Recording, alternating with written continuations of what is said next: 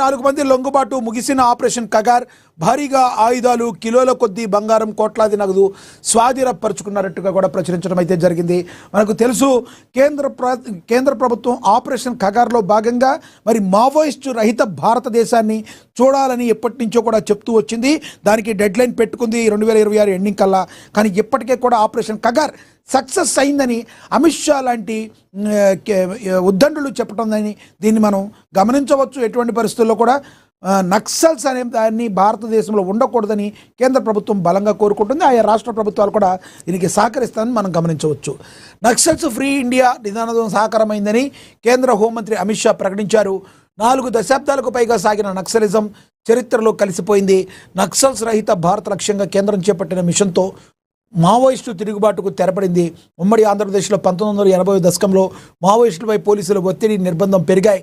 దీంతో వారు పొరుగు రాష్ట్రం ఛత్తీస్గఢ్లోని బస్తర్ దండకారణ్యాలను సురక్షిత షెల్టర్ జోన్లుగా మార్చుకున్నారు. నాటి నుంచి నేటి వరకు దాదాపుగా 45 ఏళ్ల పాటు అక్కడి నుంచే కార్యకలాపాలను కొనసాగించారు. కేంద్ర ప్రభుత్వం ప్రత్యేక మిషన్ ఫలితంగా ఎట్టికేలకు ఛత్తీస్గఢ్లోని దండకారణ్యాలు వేదికగా మావోయిస్టులు కార్యకలాపాలకు తెరబడింది. 2026 మార్చి 31 నాటికి దేశంలో మరి మావోయిజాన్ని నిర్మూలిస్తామని 2024లో కేంద్ర హోంమంత్రి అమిత్ షా ప్రకటించారు. ఈ ప్రకటనకు అనుగుణంగా సరిగ్గా 2026 మార్చి 31వ తేదీకి ఒకరోజు ముందు కీలక ప్రకటన విడుదలైంది. మంగళవారం అక్కడక్కడ మినహా వారిలో 34 మంది లొంగిపోయారు. ఇంకా తెలంగాణ నుండి గణపతితో సహా 7 అగ్రనేతలు అజ్ఞాతంలో ఉన్నారు.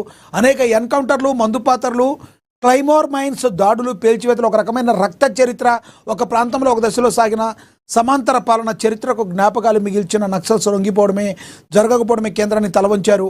ఆపరేషన్ కగార్ లక్ష్యాన్ని ప్రకటించి ఆయుధాలతో ఎవరన్నా సహించబోమని తేల్చి చెప్పిన కేంద్రం అనుకున్న లక్ష్యాన్ని సాధించింది అని చెప్పి ప్రచురించడం అయితే జరిగింది. మావోయిస్టుల యొక్క అప్పట్లో ప్రభుత్వాల మీద ప్రజలకి ప్రధానంగా గిరిజన ప్రజలకి మరి గ్రామ ప్రాంతాల్లో ప్రజలకి నమ్మకం ఉండేది కాదు. అలాంటి పరిస్థితులు ఆ రోజు నెలకొన్నాయి. అలాంటి ఆగ్రహావేశ జ్వాలల నుంచి ప్రభుత్వాలు ప్రజలకి న్యాయం చేయట్లేదన్న జ్వాలల నుంచి మరి నక్సలిజం, మావోయిజం అనేది పుట్టుకొచ్చింది. తర్వాత ప్రభుత్వాలు మరి మీద నమ్మకం ప్రజలకి కలిగిన తర్వాత ఆటోమేటిక్గా నక్సల్స్ వైపు ప్రజలు, అక్కడున్న గిరిజన ప్రజలందరూ కూడా ఉండడం మానేసి ప్రభుత్వానికి సహకరించడం ప్రారంభించారు. తద్వారా ఇప్పుడు నక్సలిజం అనేది పోవడానికి ప్రధాన కారణం ప్రజల్లో మార్పు రావటం. ప్రజలందరూ కూడా ప్రభుత్వం కూడా వచ్చిన ప్రభుత్వాలు పేదవారికి కూడా కంపల్సరీ అన్నీ ఉండాలి అనే నినాదంతో ముందుకు వెళ్తూ ఉండాన్ని మరి ప్రజలందరూ కూడా స్వాగతించారు. తద్వారా మరి నక్సలిజం అనేది ప్రజల్లోంచి ఎప్పుడైతే వాళ్ళకి పాజిటివ్నెస్ పోయిందో అప్పుడే నక్సలిజం నిర్మూలనకు చెక్ పడింది. నక్సలిజానికి చెక్ పడింది, నక్సలిజ నిర్మూలానికి బీజం పడిందని మనం అయితే అనుకోవచ్చు. ఏదేమైనప్పటికీ కేంద్ర ప్రభుత్వం ప్రకటించినట్టుగానే ఎక్కడా చెదురుమదురుగా తరహా అందరూ కూడా మెజారిటీ % మరి లొంగిపోవడం జరిగింది. ఆపరేషన్ కగార్లో భాగంగా మరి కేంద్రం చెప్పింది మనం సక్సెస్ అయ్యాము, 100% దీన్ని మనం సక్సెస్ అయ్యామని. మరి మావోయిస్టులు లేని భారతదేశాన్ని మనం చూడబోతున్నట్టుగా అమిత్ షా స్వయంగా ప్రకటించారని కూడా ప్రచురించారు. ఇక గణపతి సంచలన డిమాండ్లు. మావోయిస్టు అగ్రనేత గణపతి పలు డిమాండ్లు కేంద్రం ముందు ఉంచినట్టుగా తెలుస్తుంది.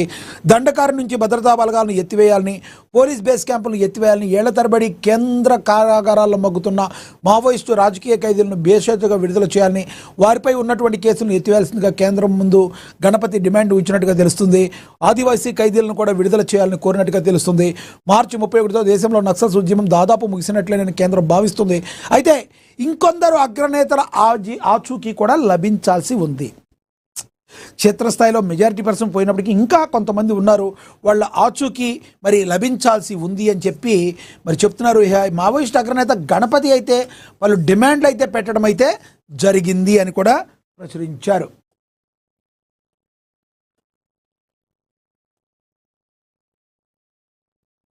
ఇప్పటికే గణపతి పలు డిమాండ్లు కేంద్రం ముందు ఉంచినట్టుగా తెలుస్తుంది. దండకారణ్యం నుండి భద్రతా బలగాలను ఎత్తివేయాలని, పోలీస్ బేస్ క్యాంపులను ఎత్తివేయాలని, ఏళ్ల తరబడి కేంద్ర కారాగారాల్లో మగ్గుతున్న మావోయిస్టు రాజకీయ ఖైదీలను బేషరతుగా విడుదల చేయాలని, వారిపై ఉన్నటువంటి కేసులను ఎత్తివేయాల్సిందిగా కేంద్రం ముందు డిమాండ్లు ఉంచినట్టు తెలుస్తుంది.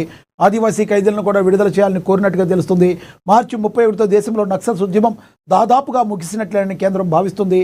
మావో, లెనిన్, మార్క్స్ కమ్యూనిస్టుల భావజాలం తెలంగాణ ప్రజల్లో విస్తృతంగా ప్రచారమైంది. పాలకవర్గాలు చిత్తశుద్ధితో పేదరికాన్ని నిర్మూలిస్తే నక్సలిజం, మావోయిజం దానికి అదే నిర్మూలన అవుతుందని, 76 సంవత్సరాల స్వతంత్ర భారతవాణిలో పేదరికం, ఆత్మహత్యలు, ఆకలి చావు ఉన్నాయంటే పాలక వర్గాల దమన నీతి అర్థమవుతుందని చెప్పి వీళ్ళు చెప్పడం అయితే జరుగుతుంది. గణపతి తన యొక్క భావాల్ని వ్యక్తీకరించాడు. ఎటువంటి పరిస్థితుల్లో కేంద్రం ముందు ఆయన డిమాండ్లను అట్టిపెట్టారు అని కూడా మరి చెప్పారు, ప్రచురించారు. ఇక నాడు జలగం నేడు అమిత్ షా, నక్సల్స్ నిర్మూలన సమాప్తం, భావజాలం అంతమవుతుందా?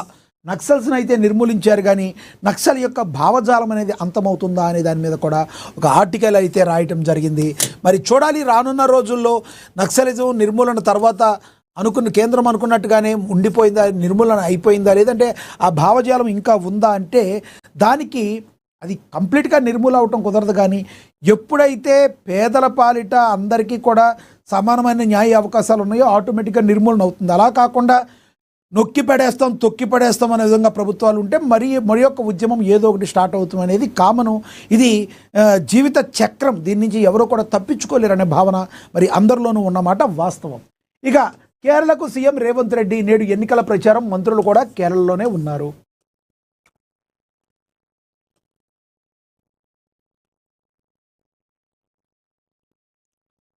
తెలంగాణ ముఖ్యమంత్రి యనుమల రేవంత్ రెడ్డి కేరళ అసెంబ్లీ ఎన్నికల ప్రచార బరిలో దిగుతున్నారు. పార్టీ అధిష్టానం ఆదేశాల మేరకు దక్షిణ రాష్ట్రాల్లో కాంగ్రెస్ పార్టీ తరఫున ప్రచారం నిర్వహించే బాధ్యత రేవంత్ రెడ్డి భుజానికి ఎత్తుకున్నారు. ఈ క్రమంలోనే ఆయన మంగళవారం సాయంత్రం హైదరాబాద్ నుంచి బయలుదేరి వెళ్ళగా బుధవారం ప్రచారంలో పాల్గొన్నారు. ముఖ్యమంత్రి పర్యటన షెడ్యూల్ ప్రకారం బుధవారం కేరళలోని పలు నియోజకవర్గాల్లో నిర్వహించే ఎన్నికల ప్రచార కార్యక్రమాల్లో ఆయన పాల్గొంటారు. బహిరంగ సభలు, రోడ్ షోల ద్వారా కాంగ్రెస్ కూటమి అభ్యర్థుల విజయం కోసం ఆయన ఓటర్లను అభ్యర్థించనున్నారు. వాస్తవానికి రేవంత్ రెడ్డి గత వారమే కేరళలో పర్యటించాల్సి ఉన్నప్పటికీ రాష్ట్రంలో అత్యవసర పాలన వ్యవహారాలు, ఇతర రాజకీయ పరిణామాల వల్ల ఆ పర్యటన అనివార్యంగా వాయిదా పడింది. ఇక మంత్రులు కూడా కేర్ ఆఫ్ కేరళ మంత్రులు శ్రీధర్ బాబు కేరళ ప్రచారంలో మంగళవారం పాల్గొన్నారు. మంత్రి ఉత్తమ్ కుమార్ రెడ్డి కూడా బుధవారం కేరళ వెళ్లి 2 లేదా 3 రోజుల ప్రచారంలో పాల్గొంటారు. రెవెన్యూ శాఖ మంత్రి పొంగులేటి శ్రీనివాసరెడ్డి కేరళలో రాహుల్ సభల్లో పాల్గొన్నారు. ఇప్పటికే ఎమ్మెల్సీ బల్మురి వెంకట్తో పాటు పలువురు నేతలు ప్రచారంలో పాల్గొంటున్నారు. సీతక్క కూడా కేరళ ప్రచారానికి వెళ్ళనున్నారు. ప్రధానంగా కేరళకి మంత్రివర్గం మొత్తం తెలంగాణ మంత్రులు కానీ అందరూ వెళ్ళడానికి ప్రధాన కారణం ఏంటంటే కాంగ్రెస్ పార్టీ తెలంగాణలో అద్భుతంగా ముందుకు వెళుతుంది. తెలంగాణలో రేవంత్ ముఖ్యమంత్రిగా ఉండి మరి మంత్రులు అందరూ కూడా ఇంత సక్సెస్ఫుల్గా ప్రభుత్వాన్ని రన్ చేస్తూ ప్రజలతో మమేకమవుతూ ప్రజలకు ఏం కావాలో తెలుసుకుంటూ ముందుకు వెళుతున్న తీరు మరి రానున్న రోజుల్లో మళ్ళీ కాంగ్రెస్ పార్టీ తెలంగాణలో పాగా వేస్తుంది అని, మేము చేసిన మంచే మమ్మల్ని గెలిపిస్తుందని ముఖ్యమంత్రి రేవంత్ రెడ్డి ఉన్న ధీమా కావచ్చు. ఏ ఉప ఎన్నిక జరిగినా, ఏ ఎన్నిక జరిగినా గెలిపే లక్ష్యంగా వెళుతున్న రేవంత్ సర్కార్ దానిలో గెలుపులో సింహభాగం చోటు సంపాదించుకుని ముందుకు వెళుతున్న తీరు అధిష్టానం ఏదైతే ఉందో అధిష్టానానికి మెప్పు అయితే పొందడం జరిగింది. తద్వారా మరి తెలంగాణలోని మంత్రిమండలుగా రేవంత్ సర్కార్లోని మంత్రిమండలి అందరూ కూడా రేవంత్ సైన్యం అందరూ కూడా కేరళలో విజయానికి దోహదపడవలసిందిగా అధిష్టానం ఆదేశించింది. తద్వారా మరి కేరళలో కూడా కాంగ్రెస్ ప్రభుత్వ స్థాపనకు రేవంత్ రెడ్డి ఆజ్యులు కాబోతున్నారంటంలో ఎటువంటి సందేహం లేదని మనందరం కూడా భావించవచ్చు. ఇక తదుపరి నిబంధనలకు విరుద్ధంగా శ్రీశైలంలో విద్యుత్ ఉత్పత్తి, ఏపీ సర్కార్పై మంత్రి జూపల్లి ధ్వజమెత్తారు. మనకి తెలుసు మంత్రి జూపల్లి మరి నిబంధనలకు విరుద్ధంగా మీరు వాటర్ వాడుకోండి బాబు అంటే ఆ వాటర్ వాడుకోవాల్సింది పోయి దానికి విరుద్ధంగా మీరు విద్యుత్తుని ఎలా మీరు తయారు చేస్తారు అని చెప్పి జూపల్లి అడిగారు. కేవలం ఇది గత ప్రభుత్వ పాలనలో అసమర్థ పాలన వలన ఈ రకంగా అలవాటైపోయి ఈ రకంగా చేస్తున్నారని చెప్పి గత ప్రభుత్వం మీద మరి తీవ్ర స్థాయిలో విమర్శలు కూడా గుప్పించారు మరి జూపల్లి కృష్ణారావు. ఏం ప్రచురించారు?